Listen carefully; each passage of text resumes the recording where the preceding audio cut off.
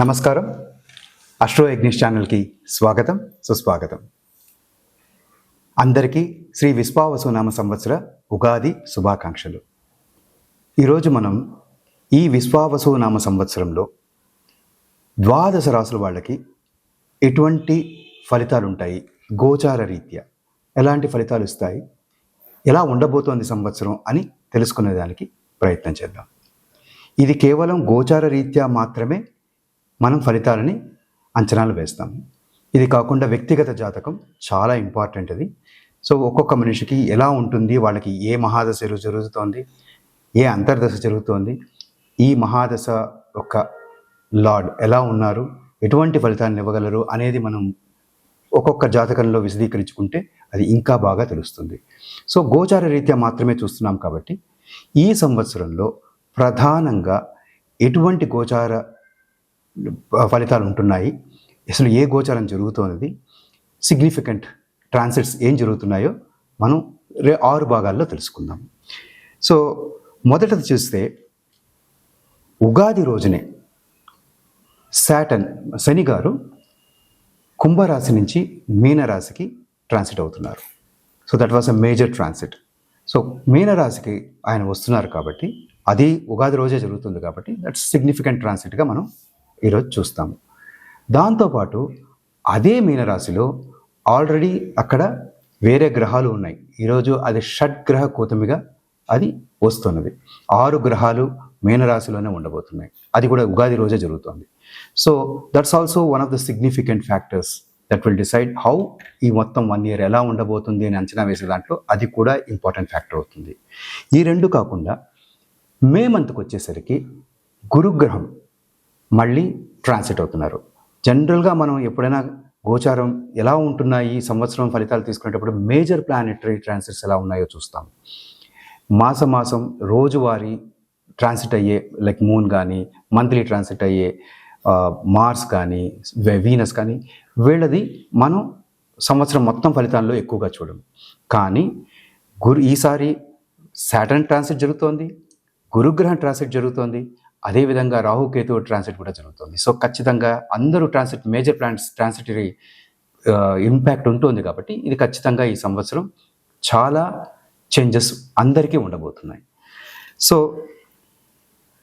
అదేవిధంగా గురు గోచారంతో పాటు అదే టైంలో రాహుకేతువులు కూడా సంచారం జరుగుతోంది.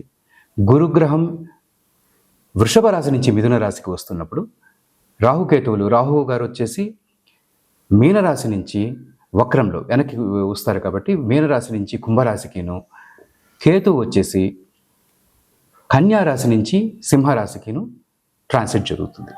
సో ఈ ట్రాన్సిట్ ఫలితాలు ఎలా ఉండబోతున్నాయి.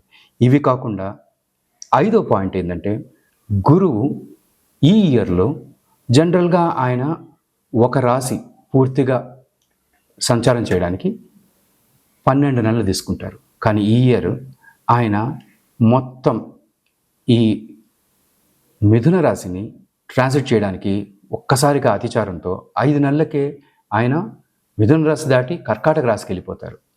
కర్కాటక రాశి ఆయనకి ఉచ్చ రాశి. సో ఆయన అక్కడికి వెళ్ళిపోయి మళ్ళీ వక్రమై వెనక్కి వచ్చి మళ్ళీ మిథున రాశికి వచ్చి మిగతా సంవత్సర కాలం అంతా ముందుకు వెళ్తారు. సో ఈ మొత్తం ట్రాన్సిట్స్ అన్నిటినీ మనం క్రోడీకరించుకొని ఎలా ఉండబోతోంది, ప్రతి రాశికిను ఈ ఇంపాక్ట్ ఎలా వస్తుంది అని తెలుసుకునే ప్రయత్నం చేద్దాం. ఇప్పుడు మనం చెప్పుకున్న ఈ మేజర్ ప్లానటరీ ట్రాన్సిట్స్, ఈ 6 ట్రాన్సిట్స్తో పాటుగా సంవత్సర ఫలితాలు చూసేటప్పుడు మనం ఇంకొన్ని పాయింట్స్ కూడా కన్సిడరేషన్లో తీసుకుంటాం. మేజర్గా చెప్పాలంటే ఈ సంవత్సరం ప్రతి రాశికి ఆదాయం వ్యయం ఎలా ఉంది, రాజపూజ్యం అవమానం ఎలా ఉంది, దీస్ ఆర్ ఇండికేటివ్ థింగ్స్. ఎలా ఉండబోతోంది అని చెప్పగలుగుతుంది మనకి. 100% అలాగే ఉంటుందని కాకపోయినా దీన్ని ఏ రకంగా మనం అన్వయించుకోవాలో మనం చూసుకోవాలి. అది అన్వయించుకొని ఏ రకంగా జరుగుతుంది, అది ఈ సంవత్సరం మనకి ఏ రకంగా ఫలితాలను ఇస్తుంది అని మనం ఒక అజంప్షన్స్ బేస్డ్ ఎస్టిమేషన్కి రాగలం. ఈ ద్వాదశ రాశులకి మేజర్ ప్లానటరీ ట్రాన్సిట్స్తో సహా ఇంకొన్ని పాయింట్స్ కూడా మనం తీసుకుంటాం.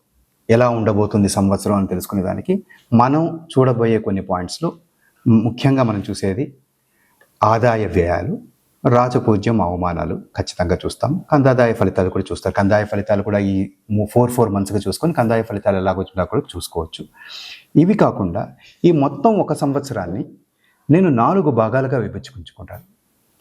ఎందుకు 4 భాగాలుగా అంటే మేజర్ ప్లానటరీ ట్రాన్సిట్స్ జరుగుతున్నాయి కాబట్టి ఈ 4 భాగాలుగా చూసుకొని ఈ సంవత్సరం ఎలా ఉంటుందో మనం అంచనా వేసుకోవచ్చు. ఏంటి ఈ 4 మేజర్ ప్లానటరీ ట్రాన్సిట్స్ ఏం జరుగుతున్నాయి, ఏంటి గోచారాలు అంటే, మొదటిది ఉగాది రోజు నుంచి 20th మే దాకా ఉండే సమయం. సో సాటర్న్ ట్రాన్సిట్ జరుగుతుంది అండ్ 20th మేకి జూపిటర్ ట్రాన్సిట్ జరుగుతుంది. సో ఈ మధ్య భాగం ఎలా ఉంటుంది? జూపిటర్ ట్రాన్సిట్తో పాటుగా రాహుకేతు ట్రాన్సిట్ అదే టైంలో జరుగుతుంది కాబట్టి ఆ గోచర రీత్యా మే నుంచి అక్టోబర్ దాకా ఎలా ఉండబోతుంది. అక్టోబర్లో గురువు గారు ఆయన ఈ అతిచారంతో మిథునం దాటుకొని కర్కాటకానికి వెళ్ళిపోతారు. అప్పుడు అక్కడి నుంచి డిసెంబర్ దాకా ఎలా ఉండబోతుంది, మళ్ళీ డిసెంబర్ అయ్యేసరికి ఆయన వక్రంలో మళ్ళీ వెనక్కి వస్తారు. వచ్చిన తర్వాత ఎలా ఉండబోతోంది. సో డిసెంబర్ నుంచి రెస్ట్ ఆఫ్ ద ఇయర్ మార్చి దాకా ఎలా ఉండబోతుంది. ఇలా 4 భాగాలుగా విభజించుకొని ఒక్కొక్క భాగంలో ఎంత మంచి జరుగుతుంది నేను ఒక పర్సంటేజ్ లాగా చెప్పడం జరుగుతుంది. ఎంత శుభం జరుగుతుంది, ఫర్ ఎగ్జాంపుల్ 100%కి 80% మంచిగా ఉందా, 70% మంచిగా ఉందా అనేది ఒక్కొక్క రాశికి మనం తెలుసుకుందాం. అది మనకు ఒక ఇండికేటివ్ ఇస్తుంది ఎలా ఉండబోతుంది సంవత్సరం అనే దానికి. ఇలా మనం చర్చించుకుందాం. కుంభరాశి వారికి శ్రీ విశ్వావసునామ సంవత్సరం ఎలాంటి ఫలితాలు ఇస్తాయో చూద్దాం. సో కుంభరాశికి ఆదాయ వ్యయాలు రాజపూజ అవమానాలు చూస్తే కుంభరాశికి 8 ఆదాయం, 14 వ్యయం, 7 రాజపూజ్యం, 5 అవమానం. సో కొంత ఊరటనిచ్చేది చూస్తే ఖచ్చితంగా రాజపూజ్యం అవమానం కన్నా ఎక్కువ ఉంది, 7 పాళ్ళు టు 5 పాళ్ళు. కానీ ఖర్చు విషయానికి వచ్చేసరికి 8, 14. సో కొంత ఎక్కువ ఖర్చు ఉంది. మీకు ఇన్కము బాగానే ఉంది, ఖర్చు కూడా దానికి తగ్గట్టుగానే ఎక్కువగానే ఉంటుంది. సో ఈ సంవత్సరం కుంభరాశి వారికి ఒక పెద్ద రిలీఫ్, కంప్లీట్ రిలీఫ్ కాకపోయినా ఖచ్చితంగా జన్మ శని అది దాటడం అనేది చాలా ఒక పెద్ద అచీవ్మెంట్. జన్మశనిలో ఎటువంటి ఇబ్బందులు ఈ 2.5 సంవత్సరాలు కుంభరాశి వాళ్ళు పడ్డారో వాళ్ళే చెప్పగలరు. ఎన్ని కష్టాలు ఉన్నాయో, ఎన్ని రకాల అవమానాలు ఉన్నాయో, ఎన్ని రకాల ఇబ్బందులు వాళ్ళు ఫేస్ చేశారో చెప్పలేం. జన్మశనిలో ప్రతి ఒక్కళ్ళకి ఇది తప్పనిసరి. సో జన్మశని నుంచి ఇప్పుడు వాళ్ళు చివరి 2.5 సంవత్సరం సెకండ్ భావానికి వచ్చింది కాబట్టి ఈ 2.5 సంవత్సరం కష్టాలు ఉన్నా వీళ్ళకి నేనున్నాను ప్రొటెక్షన్కి అంటూ మే నుంచి గురువు గారు వాళ్ళకి పంచమ స్థానానికి వస్తారు. పంచమ స్థానం నుంచి ఆయన నవమ దృష్టి పరిపూర్ణంగా కుంభరాశి మీద ఉంటుంది.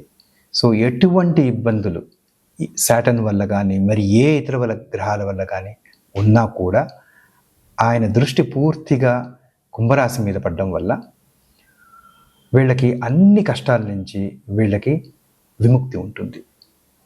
ఎటువంటి సాటర్న్ యొక్క లాస్ట్ 2.5 yearsలో 1 year వీళ్ళకి గురువు వల్ల ఖచ్చితంగా సబ్సైడ్ అవుతుంది. వాళ్ళకి శుభ పరిణామాలు చూస్తారు. ఒక రకంగా చెప్పాలంటే ఉగాది రోజు నుంచి మే ట్రాన్సిట్ వరకు ఒక యావరేజ్న 60-65% శుభ ఉన్నా కూడా మే ఎప్పుడైతే జూపిటర్ ట్రాన్సిట్ జరుగుతుందో, ఎప్పుడైతే ఆయన పంచమ స్థానానికి వస్తారో ఒక్కసారిగా వీళ్ళకి అన్ని రకాల శుభాలు వాళ్ళు ఎదురు చూడొచ్చు. హెల్త్ దగ్గర నుంచి, వాళ్ళ ఫైనాన్షియల్ ఇష్యూస్ దగ్గర నుంచి, అంతేకాకుండా వాళ్ళ రిలేషన్షిప్స్, ఫ్యామిలీ కానీ లేకుంటే ఫైనాన్షియల్ హార్డ్షిప్స్ కానీ ఇవన్నీ కూడా పక్కకి వెళ్ళిపోయి ఒక రకంగా చెప్పాలంటే 90% పాజిటివ్ రిజల్ట్స్ వీళ్ళు మే నుంచి స్టార్ట్ చేస్తారు, చూడడం మొదలు పెడతారు.